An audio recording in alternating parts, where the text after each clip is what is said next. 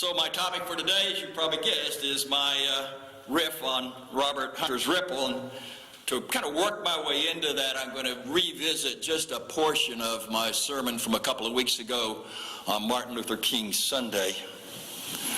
One of the many what-ifs of American history is that of what if Martin Luther King had not chosen the road he did. The road of ministry in the African American church, out of which he emerged as the leader of the civil rights movement from the mid-1950s and on through the 1960s until his death at the age of 39 in 1968. Maybe another leader would have emerged, as the times were right for Dr. King's ministry and message and actions. We'll never really know. But I find the matter intriguing nonetheless. It's one of those does the person make history, does history make the person kinds of questions. According to his biographers, ministry was not Dr. King's first career choice. He grew up in the large shadow cast by his very large in stature father, Reverend Martin Luther King Sr., who as the minister of Atlanta, Georgia's Ebenezer Baptist Church was one of the most prominent and highly respected members of Atlanta's African-American community, and he was well regarded by many whites in that still segregated city in the 1940s and 50s. And for all the love and respect he had for his father, young Martin felt the need, quite understandably, to establish an identity of his own and to move out from the shadow of his father. He initially resisted becoming another Reverend King. Instead, he considered a career in law. Maybe, had he followed that path, he would have become a civil rights lawyer, maybe worked for the NAACP alongside Thurgood Marshall, who knows. Granted, for Dr. King, such a career would not have been a simple highway. It would have had its challenges, its mountains to climb, but it most likely would have been safer for him and his family than the road he chose. Nevertheless, the road he chose was to return to the South after completing his graduate education up north here in Boston and take up the ministry. For in the African American church of that time, young Martin saw opportunities to work in and through that institution for the greater cause of racial justice. I doubt at the outset even he saw where that road would have taken him. But our nation was transformed as a result of the road that Dr. King chose. The song, Ripple, wasn't written until a couple of years after Dr. King's death, so he obviously never heard it. Whether or not he would have related to it or not is hard to say, even though I'm using that road-highway dichotomy and speaking about his life. Whether he would have related to it or not, I can't say. He didn't exactly seem like the deadhead type. But really, neither was I for that matter, but I still like this song of theirs as written by Robert Hunter. And like many such metaphorically rich songs and poems, this one can be heard and listened to and interpreted on any number of levels. Its line, you've already heard me referring to now, "There is a road, no simple highway," is one that I take as a reference to the choices we make and that direct and guide the courses of our lives. It's about maybe seeing a script for yourself and then deciding, is that script the simple highway? Is it the one I really want to follow? Or do you choose some other road instead, maybe not knowing where that road is actually going to lead? So with all that as a backdrop, I would like to then offer this meditation, if you will, on this very, very enigmatic song. Frankly, I'd never paid a whole lot of attention to it until several years ago, when on one of my Bay Area trips I had lunch with a gentleman named Dennis McNally. Mr. McNally has written this book, which I consider to be one of the, no, not this book, McNally has written one of the better biographies of Jack Kerouac, so that was why I had to meet up with him. The other book came a little bit later. So when I met up with him, we shared our common interest on our dealings with Kerouac, but our other point of commonality is that Dennis's now deceased father was a Unitarian Universalist minister. He served the UU Church over in Haverhill, Massachusetts for a time. That's where Dennis grew up. Well, after writing his Kerouac bio, Dennis spent much of the 80s and 90s as the publicist and advance man for the Grateful Dead. And that was where this book came from. It's an outstanding history of that group and its place in American culture, titled, not surprisingly, A Long Strange Trip. It actually made the New York Times bestseller list for a few weeks. Dennis and his wife, Susanna Millman, live in San Francisco. They were over in Lowell here back in November for a book tour that Susanna, after she published this coffee table type of book of photographs she took during her years as the Grateful Dead's photographer. Coffee table book entitled Alive with the Dead, or A Fly on the Wall with a Camera. Pictures she took over all that time, and it was great to see the two of them together over in Lowell, like I said a few weeks ago. So I'm going to put this out during coffee hour for any of you who might want to flip through it. You know, try not to spill any coffee on it, but help yourself to looking at the book. So Mr. McNally and I first met over 10 years ago and began what has become a good ongoing friendship. And when I brought my copy of his book here, Long Strange Trip, for him to sign, after inscribing a few personal words to me, then Dennis wrote the line, "There is a road, no simple highway," and signed his name. I didn't know if he was trying to give me a specific message then, or if he just liked the passage. As you heard, the whole sentence goes, "There is a road, no simple highway, between the dawn and the dark of night." Like I just said, I cannot actually be considered a deadhead. For all of my interest in the Beat generation, I never quite followed through to the hippie scene. Must have been a factor of age. I was really too young to be a Beat, and then I felt too old to be a hippie, so I kind of got stuck somewhere in the middle there. In fact, until I had read Mr. McNally's book, I don't believe I could have named even 5 Grateful Dead songs. But like I said, I find myself quite taken with this one. It's full of metaphors. Some of them seem to kind of double back on themselves. Like Don McLean's American Pie, I would bet there have been master's theses written about what this song really means, which must give Robert Hunter a good laugh. In its broadest interpretation, to stay with the phrase for just a few minutes more, as I said, it's a metaphor as I see it for the life journey, birth and death, between the dawn and the dark of night. And the road and the highway refer to the choices we're given after our personal dawn or morning has broken. We can make our own road, deliberately seeking purpose and intention and meaningful engagement with the life around us, or one can take the simple highway, cruise along in a largely unreflective manner, living in accordance with the general societal assumptions of one's day and seeking to live up to whatever standards of success one's culture may dictate. The road, the simple highway. And as we saw at the outset, it is usually those who choose the road over the simple highway who change the course of history and even the direction of the highway itself. To go back briefly to the time and place with which I opened for just a moment, Rosa Parks could have chosen the simple highway when she got on the bus in Birmingham, Alabama on that first day of December in 1955. She could have acquiesced the general societal assumptions of her day about the proper place of persons of color. But by the simple act of sitting in the front of a bus, she opted instead for the hard road. And the road to racial justice in this nation ended up taking a decisive turn as a result.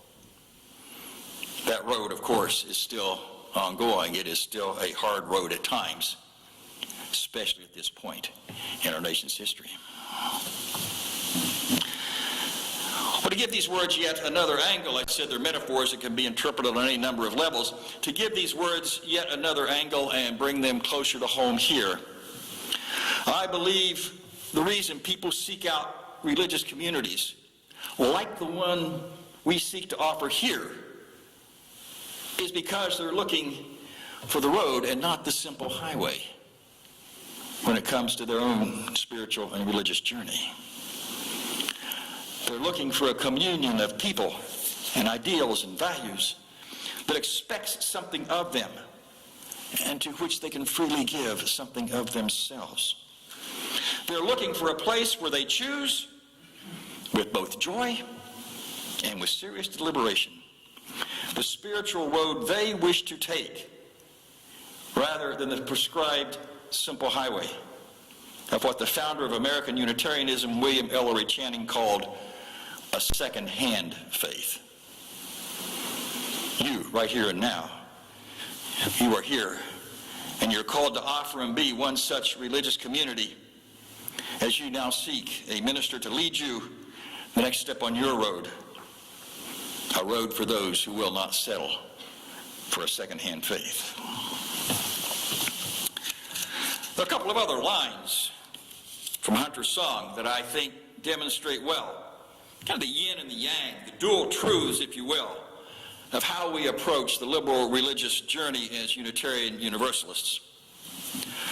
I won't be so presumptuous or chauvinistic to suggest that other faith communities are inimical to this approach, but I'm speaking here to a UU congregation. Consider these two lines. One line says, that path is for your steps alone, while the other says, reach out your hand if your cup be empty. However at odds with each other those two lines may seem at first, we affirm both. Yes, we do believe that each person ultimately has to seek and find his or her truth. That path is indeed for your steps alone. But at the same time, you do not walk alone. We do not send you on that search empty-handed or with an empty cup.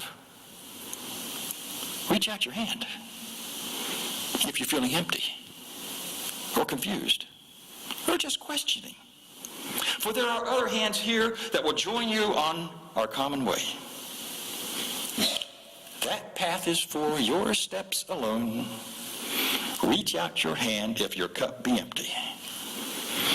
These lines are two sides of the same coin in our Unitarian Universalist communities. And then there's the line, if you should stand, then who's to guide you? If I knew the way, I would take you home. That, I believe, is the implicit message of the covenant in which we share. We offer our guidance to one another in our homeward journeys of mind and spirit, however sure or unsure we may be of the way itself. And I think on that line, there's one line in this song that probably haunts me more than any others. It's the one that says, if I knew the way, I would take you home. I think on that line when I consider my own journey in ministry and the responsibilities that go with it. But you see, in a more orthodox, or traditional faith tradition, the minister or the religious leader, by whichever title is used, is somehow expected to know the way and then help take his or her followers home. Not quite that way in our UU tradition here, for in our UU tradition, the minister is more of a fellow traveler on a shared spiritual journey than someone who already knows the way. Granted, the minister has been accorded a level of education, given a certain set of skills and abilities that equip him or her for the tasks of the professional ministry. We clergy types of all stripes have to have these kinds of things if our ministries are going to be successful. But the relationship between the minister and the congregation in our UU tradition is one of fellow seekers after meaning and purpose and spiritual depth in living. And you're expected to be as much a part of that process as the minister who serves you. Amen. And so together, it is together that we look for the ways that take us home. I hope you will think on these things as you settle a minister. I'll throw in one more piece of self-disclosure here as to how I relate to this song as I go about my minister life. Sometimes in preparing a sermon, I'll ask myself, okay, do these words glow with the gold of sunshine, or are they more like a tune played on a harp unstrung? It's usually some of both. But whichever the case, do know that I too, as I just said, am someone on this road, seeking my own way to whatever home may be, a fellow traveler with you. I'll hold up one more verse from Ripple before I move to a close. I've already used some of it, and now here's the whole verse. Reach out your hand if your cup be empty. If your cup is full, may it be again. Let it be known there is a fountain that's not made by the hand of man. If Mr. Hunter were writing this song today, he might make it a little more gender inclusive by saying the fountain is not made by human hands, but it's still the same idea. Sometimes you're going to come here with your cup empty. At other times it will be so full that you'll come here with plenty to share with others. But whatever the state of your cup, I do believe that we ultimately draw from a fountain, not made entirely anyway, by human hands. It is that ultimate source of all life that is both within and beyond each of us. However we each envision, however we each may name the source or the ground of all life, the blessed and Holy Spirit of life about which we sing every Sunday, we come here to partake of it in order that we may walk well on our chosen roads. The ones we walk as individuals and the ones we walk as part of a covenanted religious community. And I sometimes think you spend a little more time than we need to contending over maybe what the right and proper name of this fountain should be. Sometimes we do that to the point we don't actually get around from drinking from it. I think, more seriously now, I think we have a deep and rich fountain here to refresh and nurture each of us on our life's journeys. I hope we can each partake well of that fountain. And as for its precise name, well, here again, I'm with Robert Hunter. I don't know, don't really care. Let there be songs to fill the air. Just one more base to touch now that I can't let go unsaid, given the events of the past week. As I said earlier in the service, I'm grateful to Vicki, Miriam, and those who joined her to offer what I understand was a wonderful service last Sunday. Like I said, by the time that service got underway, I was fast asleep. Having spent 2 consecutive nights on a bus, didn't think I still had that in me. While during the day in between walking, when it was possible to walk in the largest crowd I've ever been in, or been a part of, all of it in a vast ocean of pink hats. I refer, of course, to the Women's March, which certainly had its share of men, in Washington, D.C. a week ago. It was really good to be with a delegation of members and friends from this congregation, Jim, Lori, Peggy, Ann, a couple others. It was a lot of fun, in a way. It was good for me to be able to reconnect with a good number of folks from my former congregation up there in Nashua.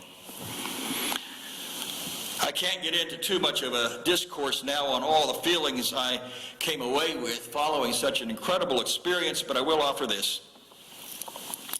As disaffected as I feel with the current state of the American presidency, a disaffection I have never felt before, and my memories of our country's presidents go back to Mr. Eisenhower, I came home feeling good. Being in the midst of the throngs that were there, and learning of similar kinds of throngs that were gathering in cities and towns across America, that did give me the assurance that this is still my country, and it's still worth staying in the struggle for. Feeling good, however, should not be confused with being naive, for I feel like I'm anything but. To return to the song we've been exploring this morning, for those of us who seek to stand on the side of love, for those of us who seek to be the agent of that moral arc of the universe bending towards justice, the road ahead is anything but a simple highway. It will be a terribly difficult road at times, as has well been demonstrated in just this past week. The way in which we travel in the days ahead will determine whether we as a society are headed for yet another dawn in the life of our nation or the dark of night. I came away from last weekend hopeful that we will choose to work towards yet another dawn rather than surrender to the forces of the dark of night.